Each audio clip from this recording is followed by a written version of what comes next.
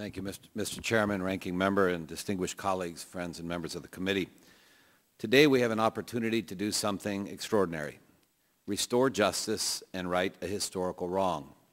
The Chinook people deserve restoration of their status as a fully recognized tribe. It is within our power to make that right a reality, and we should do so. It has been my profound privilege to work with the Chinook on this issue before I was elected and in the 11 years of service in Congress since then. The Chinook people have worked and waited many decades. The reason they have worked so long and hard is because they know their cause is just and because they feel a profound responsibility for their ancestors and to their future generations. Those are the same reasons that motivate me, and it is why we are here today.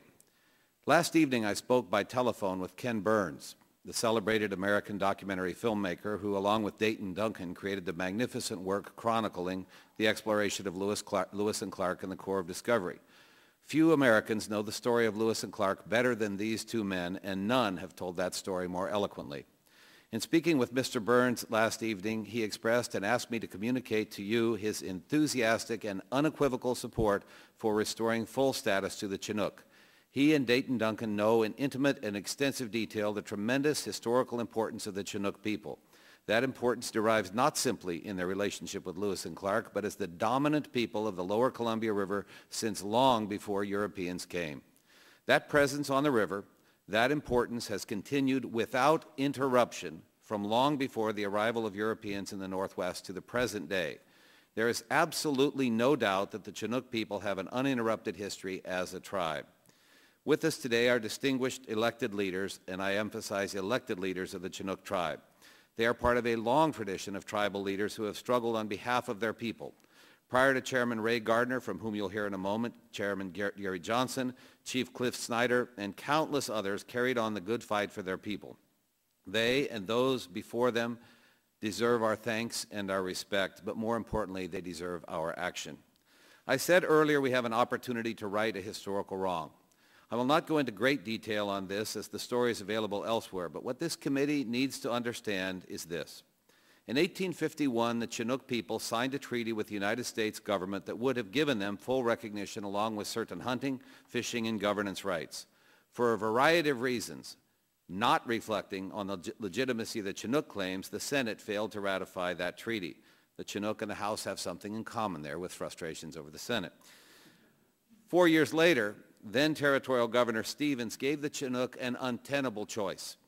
They would have to either move far to the east to the plateau lands of the Yakima people, or move north to be absorbed by the Quinault, who were then, and to some degree, as recent actions seem to indicate, are still a rival tribe, but certainly were then. In effect, Governor Stevens was asking the Chinook to embark on what would have been a northwest version of the trail, or perhaps in this case, the River of Tears.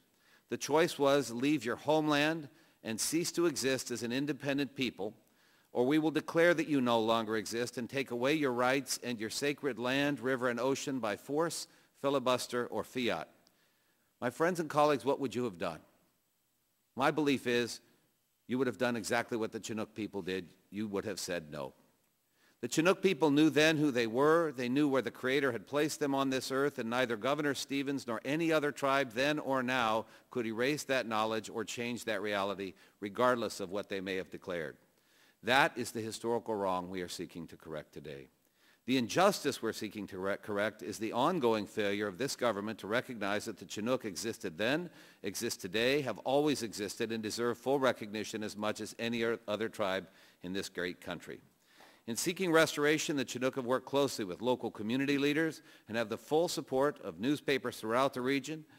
They have the support from their immediate tribal neighbors to the north, the Shoalwater Bay tribe, as well as their neighbors across the river, the Grand Ronde tribe. I also want you to know I spoke just this morning with our former colleague, Elizabeth First, who knows probably as much about, with maybe the exception of Mr. Kildee in the chair, about tribal issues as anyone. She has given her full support to this and sends her best regards as well. The Chinook chairmen and elders who are here today can tell you their story far better than I. I would only ask this. Listen to what they have to say. Listen to Ken Burns and Dayton Duncan. Listen to the descendants of Lewis and Clark. Listen to the sound of the mighty river and the great ocean. And I trust if we do that, we will do the right thing. I said at the outset we have an opportunity. I believe, in fact, we have a responsibility. I thank you for your time and urge the committee move passage of this legislation and move it forward for prompt floor action. Thank you again.